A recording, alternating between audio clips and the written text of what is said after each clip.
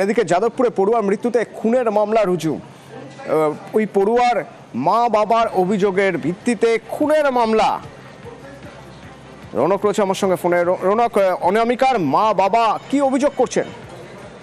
একেবারেই অনামিকার বাড়ির লোক অভিযোগ করছে যে তাকে এই পুকুরের পাড়ে গিয়ে তারই কোনো বন্ধু ফেলে দিয়েছে। এই অভিযোগের ভিত্তিতেই আজ তারা একটি লিখিত অভিযোগ দায়ের করে পুলিশের কাছে এবং তার ভিত্তিতেই পুলিশ ইতিমধ্যে খুনের মামলা রুজু করেছে। আর সকালেই তারা লালবাজারে গেছিলেন, পুলিশ কমিশনারের সঙ্গে দেখা করেছেন এবং পরবর্তীতে যাদবপুর থানায় এসে তদন্তকারী যিনি অফিসার রয়েছেন তার সঙ্গেও কথা বলেছে। তার বয়ান রেকর্ডও ইতিমধ্যে হয়েছে। অর্থাৎ যে টেকনিক্যাল এভিডেন্স এবং পারিপার্শ্বিক বিষয়গুলি রয়েছে তার সঙ্গে তাদের অভিযোগ মিলিয়ে দেখছে পুলিশ। ওই জন্য কিন্তু যাদের প্রতি তাদের সন্দেহ যে কজন বন্ধু তাদেরকেও কিন্তু পুলিশ ডাকতে পারে। অর্থাৎ আগে যে অস্বাভাবিক মৃত্যুর মামলা রুজু করেছে পুলিশ, পাশাপাশি অনামিকা মণ্ডলের মা বাবার অভিযোগের ভিত্তিতে খুনের মামলা কিন্তু রুজু করে ইতিমধ্যে তদন্ত করা হচ্ছে। অতন, ধন্যবাদ। 14 তারিখ অনামিকার বাবা কি জানিয়েছিলেন শুনুন।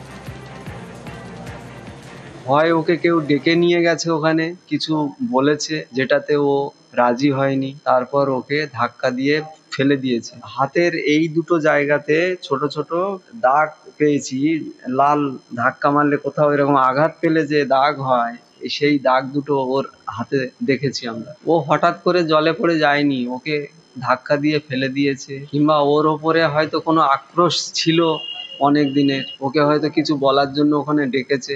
আর ও অন্ধকারকে ভয় পায়, আর ও সাঁতার জানে না, ওই রকম একটা জায়গায় ও একা যাবে না কোনো মতে। ওর ব্যাগটা যে প্রফেসর আমার হাতে দিলেন, নিশ্চয়ই ব্যাগটা কোনো একজন মানুষের কাছে দিয়ে গেছে। আমি জানতে চাইছি সেই মানুষটিকে স্যারের হাতে ব্যাগটা দিয়েছে, স্যার নিশ্চয়ই জানে যে ব্যাগটা কে দিয়েছে।